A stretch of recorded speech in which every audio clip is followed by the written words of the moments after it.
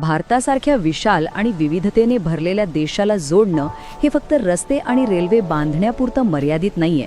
खरं तर हे भविष्य घडवण्याचं एक मोठं स्वप्न आहे. पण वर्षानुवर्षे विखुरलेले प्रकल्प एकत्र आणून एक अखंड राष्ट्रीय जाळं विणायचं कसं, हा भारताच्या प्रगतीमधला एक मोठा प्रश्न राहिला आहे.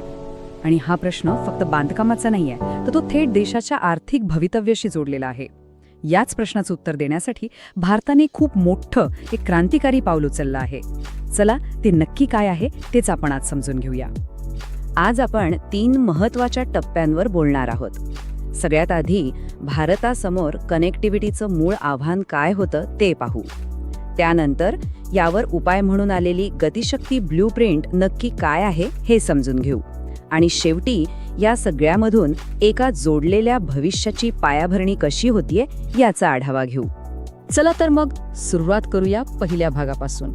भारताच्या विकासाचा वेग वेगवेगळ्या विभागांमध्ये अडकलेल्या नियोजनामुळे आणि लॉजिस्टिकमधल्या गोंधळामुळे कसा मंदावला होता हे जाणून घेऊया. जरा कल्पना करा, रस्ते मंत्रालय आपला रस्ता बांधतंय, तर त्याच जागेखालून रेल्वे मंत्रालय आपली लाईन टाकतंय. पण गंमत म्हणजे दोघांमध्ये काहीच संवाद नाही. अनेक दशक भारतात पायाभूत सुविधांचं नियोजन असंच वेगवेगळ्या सायलोजमध्ये, म्हणजे एकमेकांपासून पूर्णपणे स्वतंत्रपणे होत होतं. आणि यामुळे व्हायचं काय, तर प्रकल्पांना उशीर, खर्चात प्रचंड वाढ आणि लॉजिस्टिकमध्ये मोठ्या चुका. याच मूळ समस्येवर तोडगा काढण्यासाठी एका नव्या एकत्रित विचारांची गरज होती. आणि याच गरजेतून जन्माला आली एक नवी संकल्पना. आता आपण दुसऱ्या भागाकडे वळतोय, गतिशक्ती ब्लूप्रिंट. ही फक्त एक योजना नाहीये, तर एकत्रित नियोजनाची एक संपूर्ण नवीन विचारसरणी आहे. तर मग हा पंतप्रधान गतिशक्ती राष्ट्रीय मास्टर प्लॅन नक्की आहे तरी काय? अगदी सोप्या भाषेत सांगायचं तर हा एक गुगल मॅपसारखा सुपर प्लॅटफॉर्म आहे, पण हा देशाच्या पायाभूत सुविधांसाठी आहे.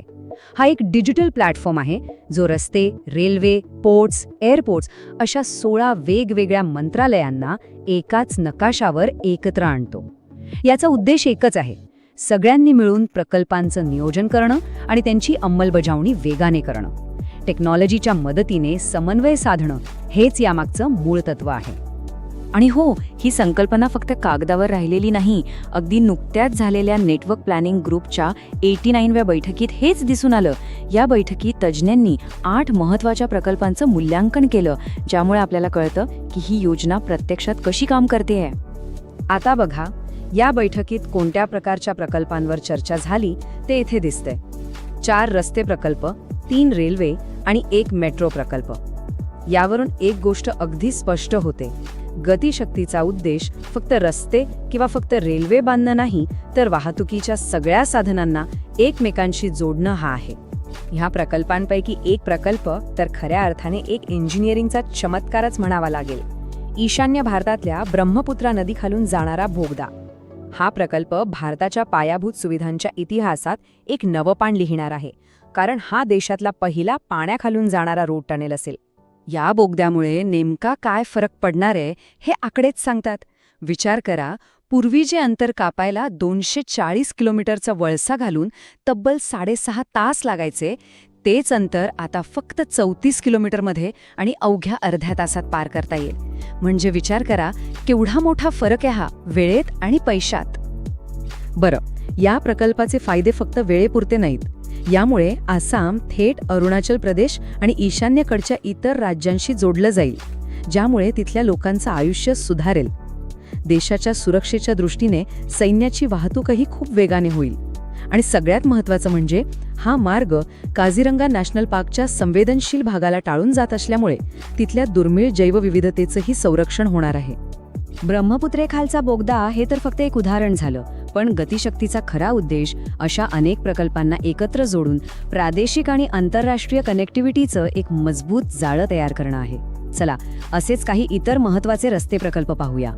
यातले 2 महत्त्वाचे कॉरिडॉर म्हणजे एक तर मेघालयातला दारुगिरी ते डालू राष्ट्रीय महामार्ग, ज्यामुळे बांगलादेश सोबतच्या व्यापाराला चालना मिळेल, आणि दुसरा म्हणजे राजस्थानमधला मजिलार ते जैसलमेर महामार्ग, जो केवळ पर्यटनासाठीच नाही तर सीमेवरच्या आपल्या संरक्षण दलांच्या वाहतुकीसाठीही अत्यंत महत्त्वाचा ठरेल.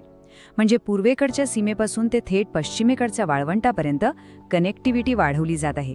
रस्त्यानंतर आता आपण वळूया देशाच्या जीवनरेखा मानल्या जाणाऱ्या रेल्वेकडे. मालवाहतूक आणि प्रवासी वाहतुकीच्या व्यस्त मार्गांवरची गर्दी कमी करून त्यांची क्षमता वाढवणं हे गतिशक्ती योजनेचं एक प्रमुख उद्दिष्ट आहे. इथे आपल्याला 3 महत्त्वाचे रेल्वे प्रकल्प दिसतात. महाराष्ट्रातल्या बदलापूर कर्जत विस्तारीकरणामुळे मुंबई पुणे या अत्यंत व्यस्त कॉरिडॉरवरचा ताण खूप कमी होईल. तर दुसरीकडे ओडिशामधले 2 प्रकल्प पारादीप बंदर आणि तिथल्या औद्योगिक क्षेत्रांसाठी जणू जीवनदायी ठरणार आहेत. विशेषतः तालचेरमधून होणाऱ्या कोळशाच्या वाहतुकीला यामुळे खूप गती मिळेल. मोठ्या शहरांमधली वाहतूक व्यवस्था सुधारणं हे देखील या योजनेचं एक महत्त्वाचं ध्येय आहे.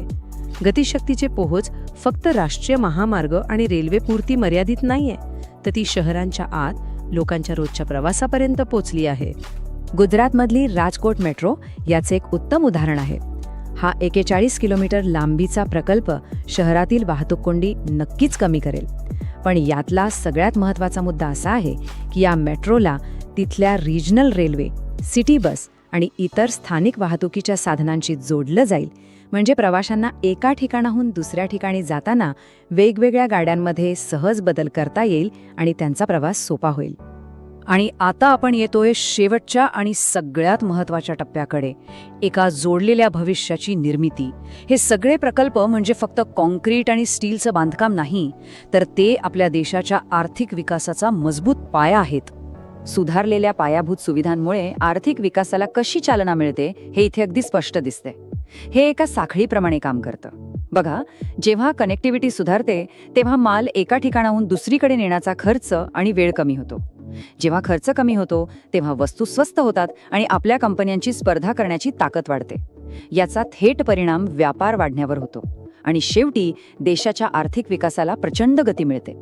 तर यातला महत्त्वाचा मुद्दा हाच आहे की हे वेगवेगळे सुटे प्रकल्प नाहीत.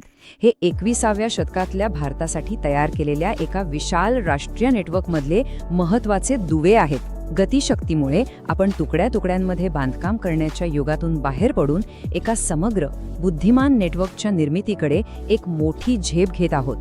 गतिशक्ती योजनेमागची खरी विचारसरणी या एका वाक्यात मांडता येईल. आपलं ध्येय केवळ पायाभूत सुविधा निर्माण करणं नाही, तर भारताच्या आर्थिक महत्त्वाकांक्षांना शक्ती देणारी एक एकत्रित प्रणाली तयार करणं आहे.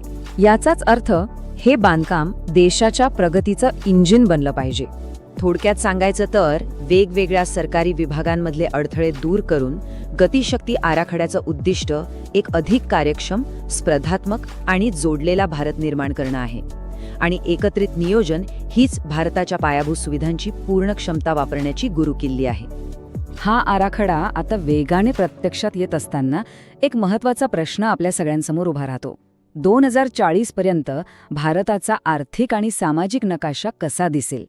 या परिवर्तनीय योजनेचे दूरगामी परिणाम केवळ देशाच्या अर्थव्यवस्थेवरच नाही, तर आपल्या सगळ्यांच्या दैनंदिन जीवनावरही कसे होतील हे पाहणं महत्त्वाचं ठरणार आहे.